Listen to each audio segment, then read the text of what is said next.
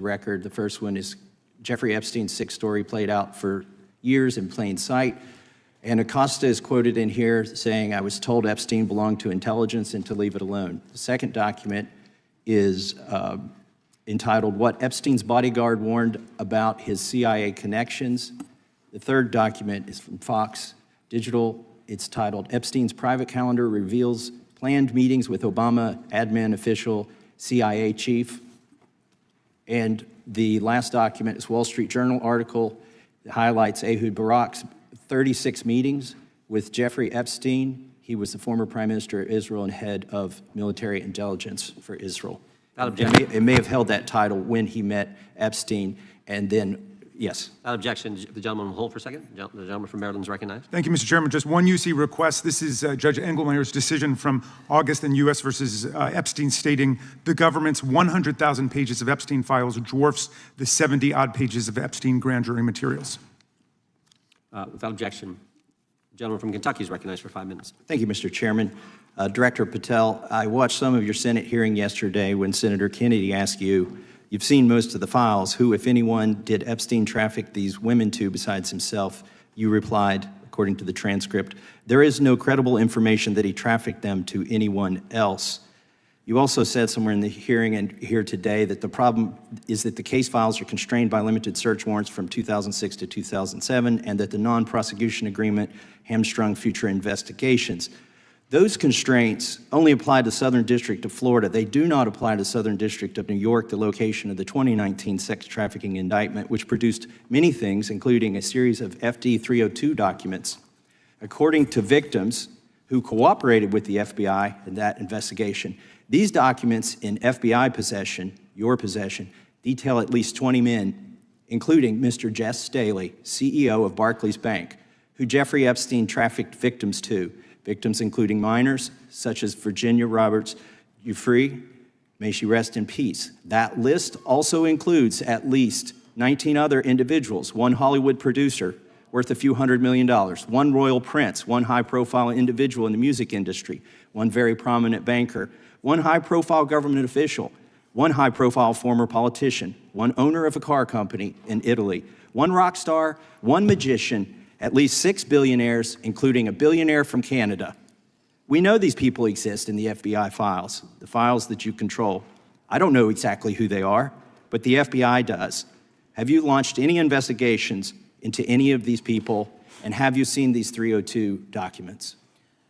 Sir, I have asked my FBI agents to review the entirety of the Epstein files and bring forth any credible information. And we're working with Congress not only to divulge that information and produce it to you, but any investigations that arise from any credible investigation will be brought. There have been no new materials brought to me launching a new indictment. So is the loophole here, or is it your assertion that these victims aren't credible, that the 302s maybe didn't produce credible statements that rise to a probable cause? It's not my assertion, sir. It's the assertion of 2 different United States attorneys' offices from 3 separate administrations who investigated those same materials in lifetime. Are the 302 documents in the FBI's possession?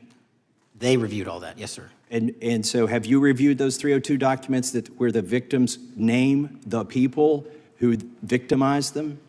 If I personally know, but the FBI has. So how can you sit here and in front of the Senate and say there are no names?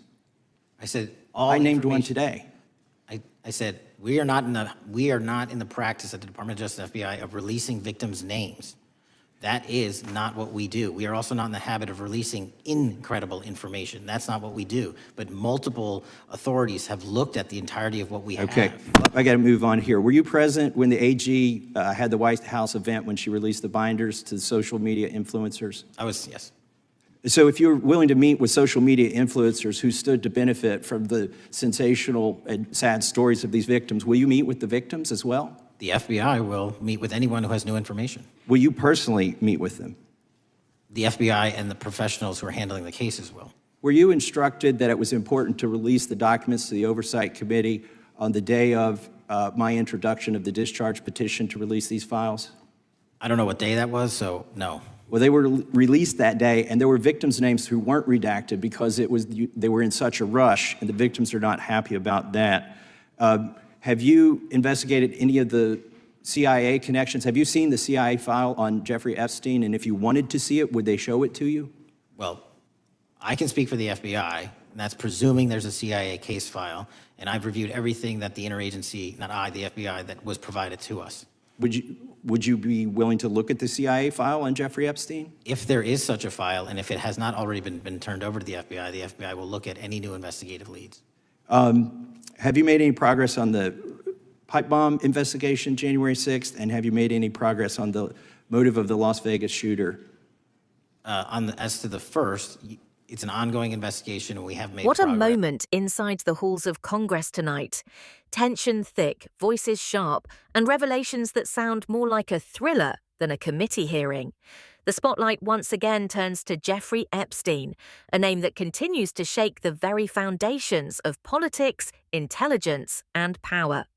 It begins with a dramatic introduction, 4 explosive documents placed into the record. Each one more startling than the last.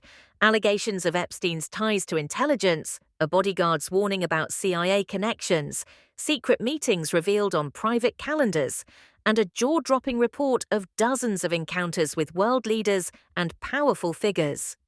It's the kind of testimony that stops you in your tracks. The back and forth is relentless. Lawmakers press FBI Director Patel, demanding answers about the 302 documents. Those reports from victims that allegedly name at least 20 high-profile men. Bankers, billionaires, royals, politicians, even celebrities. The kind of list that could rattle boardrooms, palaces, and recording studios all at once.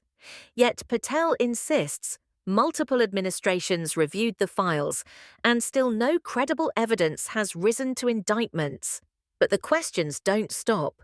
Did the FBI truly investigate every lead?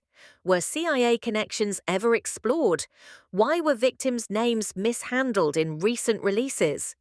Each inquiry feels like pulling at a thread in a web that only grows more tangled. And just when you think the conversation couldn't twist further, the hearing shifts. Pipe bombs on January 6th, the Las Vegas shooter's motive, reminders of other mysteries still unresolved. Tonight's hearing wasn't just about Epstein, it was about trust.